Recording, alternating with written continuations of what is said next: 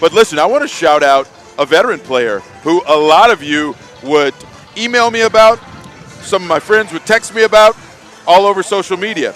How about Marcus Semien bouncing back at the moment? At that moment, I mean, he only had 3 runs batted in before Game 4 of the World Series, and in Games 4 and 5, he ends up with 7. Yeah. It's absolutely amazing that he just kept going. I know there are a lot of you out there who wanted Boch to pull him out of that leadoff spot.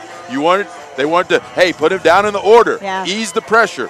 No, he stayed there. He was stalwart. He was steadfast, and he made it happen. All right, it sounds like we might have another player on the parade route right now who I think we can see, and that is Dane Dunning. Wow. And yet again, you know, it's so interesting because I have a feeling every time that I know that there's a player and I think back, you know, maybe he's not the superstar, but he had moments throughout the season. He was, I believe, what Bruce Bochy called the MVP of the pitching staff.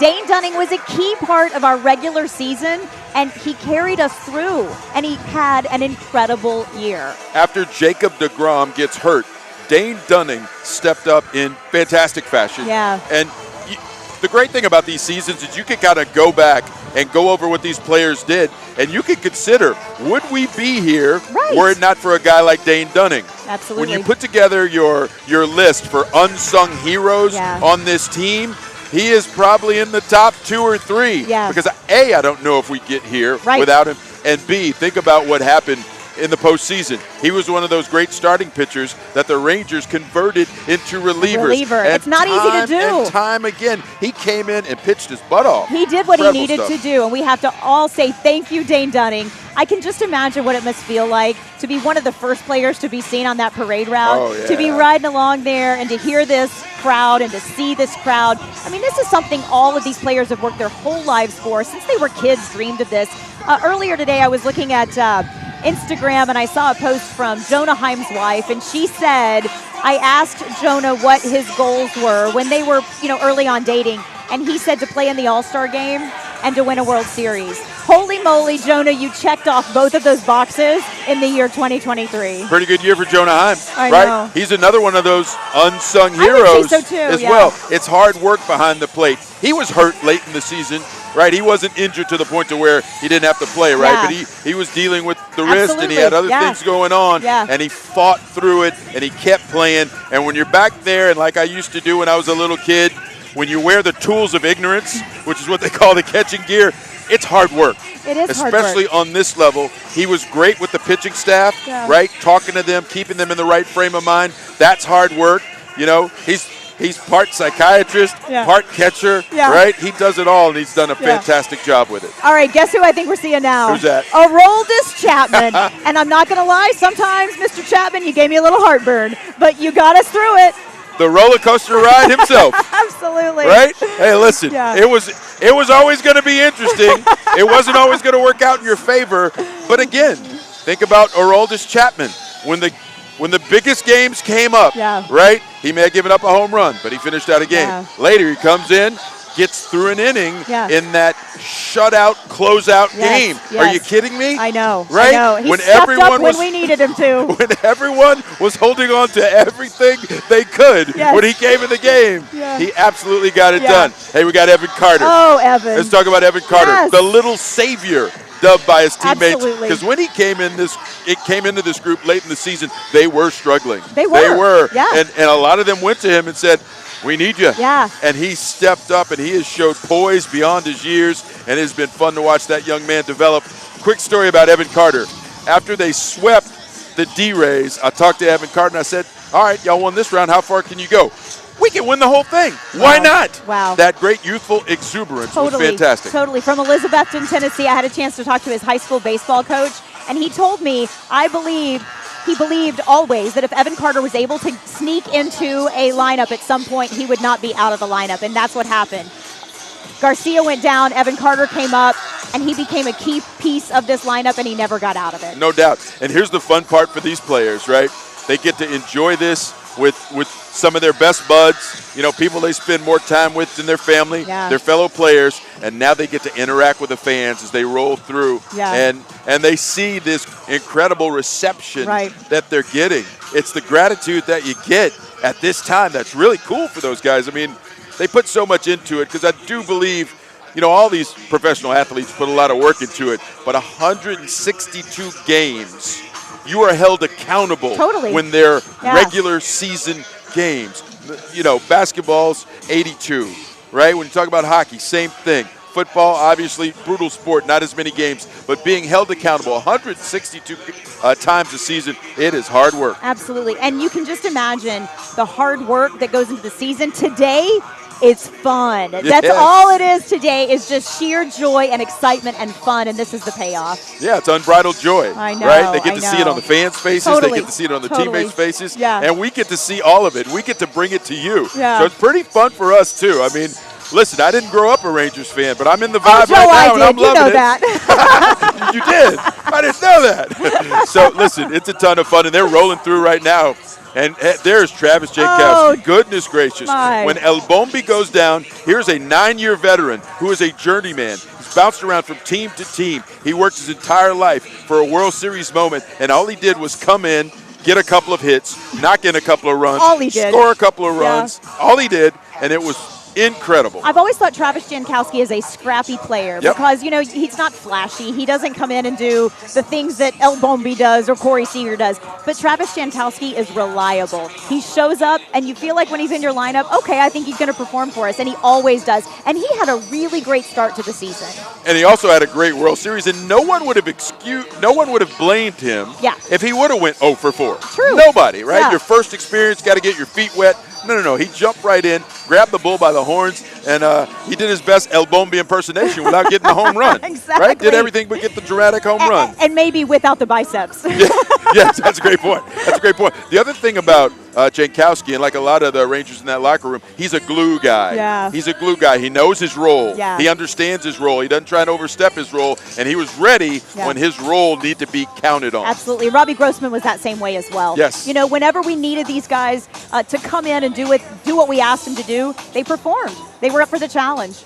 We're talking about between 500,000 and 700,000 people who are getting satisfied right now because they're getting what they want. Their team is rolling by them, having a blast, enjoying this sun-kissed day. It's a perfect day. A perfect day for a parade. Doesn't get much better than this, Teresa. I know. And this is a journey that started April 21st, 1972. That was the first game for these Texas Rangers here in Arlington the entire time. Turnpike Stadium is what we called it way back when. Arlington Stadium. Then we played in the ballpark. Then it became Globe Life. And now we have the new Globe Life. It's been an incredible journey that these fans have been on. I'm one of them.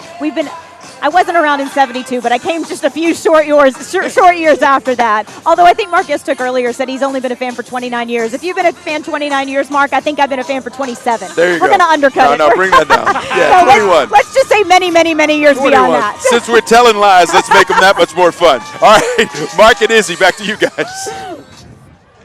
Not a day over 25 years, Teresa. I wouldn't buy it for a second. They were talking about Adolis Garcia, El Bombi. He is from Cuba. He defected in 2016. And Max Scherzer, let's talk about Max Scherzer because he's coming by right now. That's right. Well, and boy, what a postseason he had. Obviously, battling back from the injury that sidelined him for the tail end of the season, able to get back on this postseason roster. Then, of course, he was injured again, but a guy who's just seen a lot of postseason success, and now he gets another ring to add to his total. Man, that guy, so much fun to watch pitch, and much energy he brings to that staff. And just another one of those great stories as those players are now finally rewarding these fans for coming out here last night. And really a tremendous pitcher, a tremendous player, born in St. Louis. His Mad Max is his nickname. The Rangers traded Scherzer at the trade deadline this year. And who's up next? John Gray, who we saw give us some meaningful innings in this World Series. A guy who also had his own injury issues that he dealt with this year, but he bounced back and helped claim this title. It's just been a terrific postseason. So many hero moments for so many of these players. John Gray passing by. He grew up in Oklahoma. He played baseball for Eastern Oklahoma State College, the University of Oklahoma. Married, like we said earlier, to his not high school sweetheart, but his middle school sweetheart, Jacqueline. So before the season began, I do an On the Mark segment each week during football season. I talk about the Cowboys. We decided, let's mix it up. We'll do an On the Mark about Rangers opening day. Yeah. And during that segment, we heard from the irrational Rangers fan. And I was trying to talk some sense into him and tell him, you know what, this is a team that it's been a roller coaster, history that they have dealt with, especially in recent years. I wasn't on board. The irrational Rangers fan, though, was. He said this is going to be our year, and he mentioned some of the reasons why. John Gray was one of them. It ended up being an entirely different cast of characters that I think contributed most to the Rangers' wins. But he was right when he said, you know what? This is going to be our year. And for players like Andrew Heaney and the rest of the roster, it absolutely was. So kudos to the irrational Rangers fan. He predicted this when this season all began. And Andrew Heaney started 3 games this postseason and was the winning pitcher in Game 4 of the World Series. We just saw Scherzer pass by as well. Max Scherzer did a tremendous job this postseason. Well, and again, you have a guy like that, a veteran with experience, playing playoff baseball, pitching in the pressure cooker that is the postseason. It's just a different environment. It is so different than a random game in June or August, if you will. You've got every pitch that matters, and you're playing against a team that is trying just as hard as you are to win that game. And, it's 162 games. It's hard to bring that intensity, but when you're playing a 3 or 5 or 7 game series, again, every at-bat matters, and we saw his excellence, his experience, not just when he was on the mound, but in his tutelage of those other pitchers as well. And it's great seeing all of these players stroll by with their families, with their children, and seeing the Rangers fans react. And they're reacting right now to Jacob deGrom. Again, that big free. Hey, love you too. Love you, fan. He was a huge free agent acquisition in the offseason for the Rangers. He had that big. He had the start on opening day. He was injured about a month or so into the season. You kind of thought, well, look, here we go again. Here go the dominoes not falling the Rangers' way.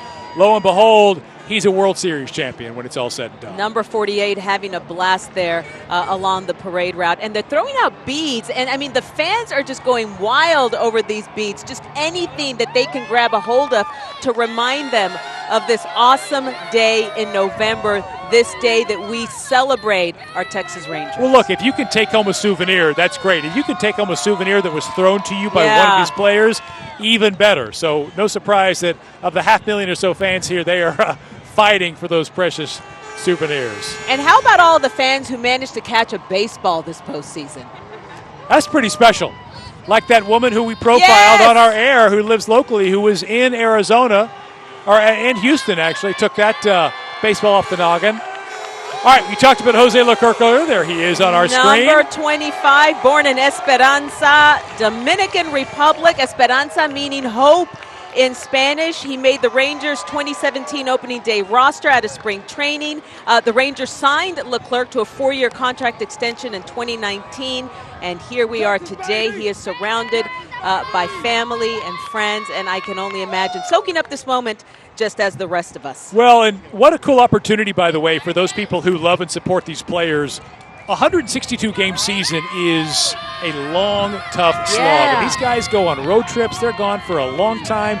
They're at spring training. This is not a 9-to-5 Monday through Friday job, and it requires not just a commitment from a player, but from their family and friends as well, whether it's mom and dad taking them into the ballpark when they're kids, if you are a spouse or a loved one that deals with it being away for a while, if you're the child of a big league ball player, you make some sacrifices too. Yes. So when it culminates in the celebration of a World Series victory lap, I think you're enjoying every single second of it. And I want to give a shout out to all of the kids who managed to get a day off of school today. Glad you're here. Yeah. Josh Boyd making his way around. Josh Boyd, of course, with the epic performance in that final game against the Diamondbacks. Coming in relief, Nathan Eovaldi, of course, had a masterful performance where he somehow managed to let guys on base and work his way out of jams inning after inning. But then Josh Boyd comes in and throws the masterful performance that he did from the mound. gets the final out for the Rangers, the one that so many fans thought might never come, and a very special lap for him. I know, Joe and Teresa, as we see these players make their way around the entertainment complex here in Arlington, it feels like the energy is only amping up, if you can believe it.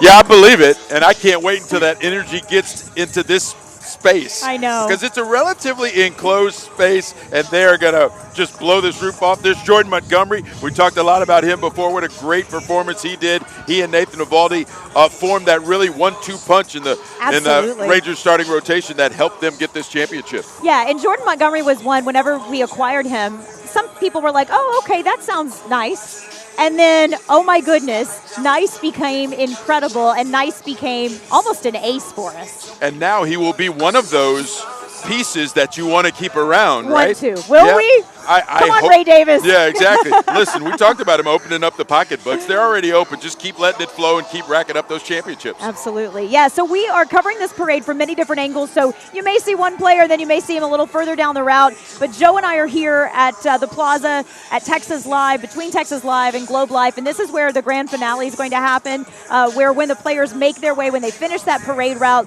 they will come here. And this is where they will address the crowd. This is where we'll hear from them. I have no doubt we might be singing a little bit of Creed whenever they all get here. Oh, yeah, that's got to be the entrance song, doesn't it? You got it. Once they take the stage, I fully believe that we will hear some Creed, and they will all eat it up. And dare I say, this crowd will be taken higher than they are right now. I know, exactly, absolutely. Leody Taveras, man, that's another player who, we didn't know what we were going to get from Leody. He had great moments in the regular season. He had some struggles as well. And in the postseason, Leody, he showed up like the rest of them did. Another player who found his best baseball when the moments were biggest. Yes. It's not supposed to happen this way, you guys. I know, and that's why we're here, because it happened for all of them. Yeah, it happened for so many of them, right? Leody lost his job in the outfield. Yes. He did. And there he is. Big game Nathan Eovaldi. Come on now. World Series stalwart. Major League Baseball record holder 100%. now. He's the only starter to win 5 games. 5 wins in the postseason as a starter. We've never seen it before. Unprecedented, just like this championship. And so self-aware, too, because Nathan Eovaldi, after Game 5, he said, you know what, I didn't have my best stuff. And then look what I was able to do, though. He got us out of some big game. Nate got us out of big-time jams. Nathaniel Low, speaking of Nate's, yet another great story in this postseason, one that really resonated with me because I was there in St. Petersburg when it was revealed that his mom is battling brain cancer, right? And I think I just heard that he might have a furry friend with him, so we got to love that. Endears me even more. Good dude. Absolutely. Great with the media. Make sure he gets the message across. Always willing to talk, always willing to be helpful to the media. Yeah, and what a first baseman he's been for us. I mean, his defense has been really crucial. Nathaniel Low is not the name that you think of when you think of first baseman, but he has been incredible. His defense has been good, and he hits some home runs when we needed them. Yeah, clutch home runs. And listen, he's a Gold Glover now, too. Yeah. And he's one of those guys who improved his craft. There he is. Oh, boy. El Bombi! There we go. Oh, there come on. I know the crowd is. We've talked about the surges in the crowd and how they're engaged. I know they're going nuts when they see El Bombi. I have said that until we won the World Series, the best sports moment I was ever able to witness in person was Game 1 when he hit that walk-off home run. What an incredible moment in Rangers history. That will forever be. Another glue guy, Mitch Garver, came up big in the division series with that grand slam homer, salami, creating another moment. That's right. Just another guy who understands just what's going on and how fleeting this success could be, how incredible this success was. He told me the other day, he says, I'm usually watching this on TV, and I'm here. It's incredible. We're here. Exactly. And there's Jonah Heim. We talked about him as catcher, what he has done for this pitching staff, and we see him there with his family. Great family guy who's getting this thing done, helping this team be at its best. Hey, these Rangers are flying by. That's good news for us here in the Plaza because they're going to be here soon. Absolutely. But Jonah Heim is the kind of guy, as just somebody who watches, who seems to be, again, very self-aware, very willing to talk about when they have a good moment and when they have a moment where they thought they could have improved upon. His wife, as I said earlier, posted on Instagram that at the beginning of their relationship, she asked about his goals in baseball. It was to play in the All-Star game and to be an All-Star or to win a World Series, and look what he's accomplished. Incredible stuff there. Yeah. So it's great to hear. I do. You brought up a very good point, Teresa. This team is really self-aware. Yeah. Really self-aware, but they do it in what I would call the right way. Because I was talking at length with Jonah Heim about the outside noise and the fact that no one, especially the national media pundits, no one expected this to happen. Yeah. There we see El Bombi, Adolis Garcia again. But no one on the outside expected this to happen, and he was very forthcoming. He said, Joe, we all know that, and we don't care. We don't care. Because by and large, we don't buy into the noise. Yeah. And you hear that a lot, but I will counteract that with the fact that I also see a lot of professional athletes now mixing it up on Twitter and on social media, and absolutely being aware of all those naysayers out there. And there have been some of these young players I've tried to pull aside and say, hey, listen, you're going to get that. No matter what you do, who you are, what you look like, it's going to come your way. Forget that stuff. And Jonah Heim, who you're seeing right now, he told me, we don't care. Listen to it. And this is the result. This is what you can do. You can be your best self. And they really proved their ability to shut the door on noise, to shut the door on disappointment throughout this postseason. I mean, when we had that Game 5 disappointment in the ALCS, I think a lot of us were worried we were going to go down to Houston and, there's no way we're going to be able to win two. And look what we did. And Marcus Semien is a huge reason why I believe this team has such maturity. I think that he and Corey Seager sort of set the tone. As you have said, many of them didn't celebrate that much during the regular season because, hey, we ain't done nothing yet. And then you get to the postseason, you have those huge moments where a Marcus Semien or a Corey Seager unleashes a little bit and runs around the bases, sort of, pumping themselves up. And I think that energy travels down to the dugout. During the regular season, hey, we're going to mind our own business, and in the postseason, show up and do it. The other great thing about showing up and about Marcus Semien, he shows up every day. Yeah. He's a 162-game guy. Unbelievable. It's not easy. He's also the first guy to the ballpark. He's the guy that leads not only with quiet words to his teammates, not necessarily in the media, but he leads with his work ethic, and it's undeniable. And some of those other young players like a Josh Young, you're seeing now, they buy into that, and they feed off of that, and they learn from that, and it makes them better, and it's obviously made this team better than the rest. Without a doubt. What great examples for Josh Young and Evan Carter to follow when you see the man himself, Corey Seager, the MVP, World Series MVP for the second time. Unbelievable. You see Corey Seager, the way he goes about his business, that is a perfect way for Josh Young and for Evan Carter to model themselves. That's right. And I think Semien and Seager, they put it together to start that. There you go. The MVP trophy. Let's talk about it. Oh, my word. Because the names and the company that he joined by winning his second MVP, it makes my hair stand up. There are only 4 men in the history of Major League Baseball who own 2 of those MVP trophies. Sandy Koufax is one.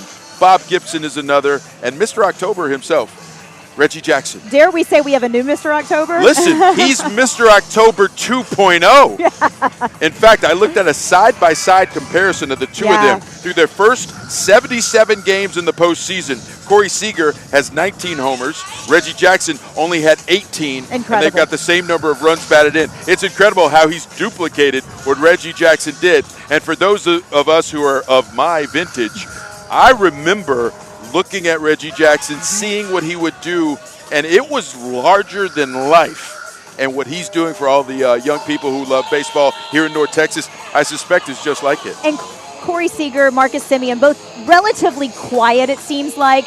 I don't think Corey Seager really loves talking to the media. He knows it's part of his job. He knows he has to. But if you watch him when he does it, it's always talking about the team. He doesn't talk about himself. He's the World Series MVP. He's carrying that trophy, and he doesn't talk about himself. Marcus Semien, one of the keys to why we are here, to who we are, the Texas Rangers, Marcus Semien helped get us here, and they don't talk about themselves. They talk about the team. Yeah, they always deflect it, which is great. And there you see Josh Young going by, and they're building the culture in this clubhouse because young players like Josh Young, who you're seeing, they follow it. Right, and they think it's important. And when you think about a guy like Semien, I had an interaction with him in the locker room the other day. Wait, before we get to that, Bruce Bochy with the trophy. Where that trophy deserves to be. We believe in you, Boch. That's it. Hang on to that trophy, Skip, and I want you to feel that trophy, and I want you to realize that you can win more. So you need to stick around, Skip. This has been a fun run, Skip. Don't go anywhere. Keep it going, Bruce Bochy. But, yeah, back to what I was saying about Semien.